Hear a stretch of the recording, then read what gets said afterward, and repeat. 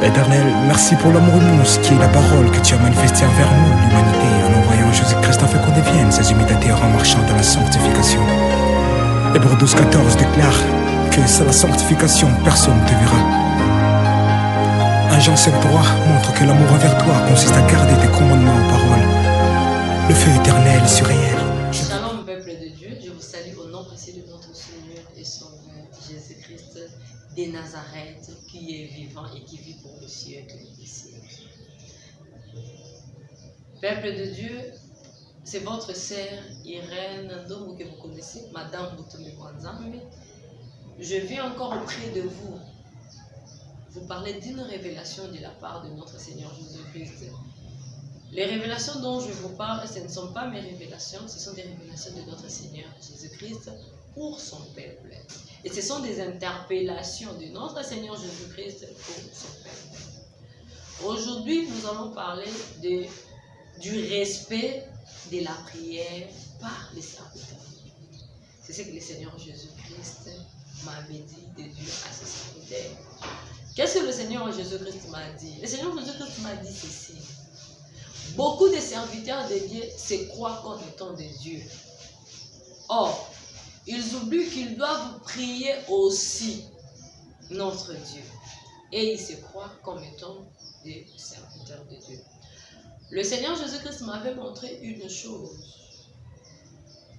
Pendant la prière, beaucoup de serviteurs de Dieu n'entrent pas. Ils n'attendent que le moment pour prêcher. Pendant la prière, l'intercession, beaucoup de serviteurs de Dieu sont dans leur bureau. Ils fassent autre chose. Alors, il m'avait montré quoi? Dans une église, c'était pendant la prière. Le serviteur de Dieu n'attendait que l'heure pour venir prêcher. Lorsqu'il sortait, il regardait, ils sont encore dans l'intercession, ok. Ils sont encore en pleine prière, ok. Lui, il attend que quelques minutes pour qu'il puisse venir prêcher. Le Seigneur Jésus-Christ a dit ceci. C'est lui qui est le chef de l'église. Ce ne sont pas des pasteurs. Ce ne sont pas des évangélistes. Ce ne sont pas des apôtres. Ce ne sont pas des docteurs. Toute personne que nous sommes, le serviteur de Dieu et nous qui venons à l'église, nous devons être là pendant que le culte commence jusqu'à la fin.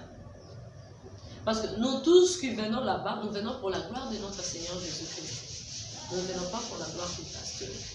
Alors, tout pasteur qui se considère, tout pasteur qui n'attend que le moment de prêcher doit se repentir. Parce que le seul qui a l'honneur dans les cultes, c'est notre Seigneur Jésus-Christ.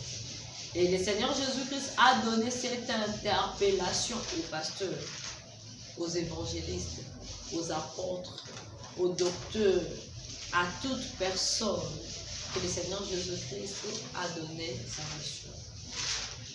Chers serviteurs de Dieu, faisons attention. Ceci est un message d'interpellation de la part de notre Seigneur Jésus-Christ. C'est lui seul qui est le chef de l'église.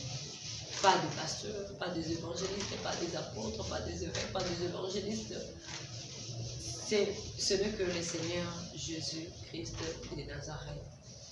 Ceci est un message de notre Seigneur Jésus-Christ pour le respect de la prière par rapport aux serviteurs de Dieu.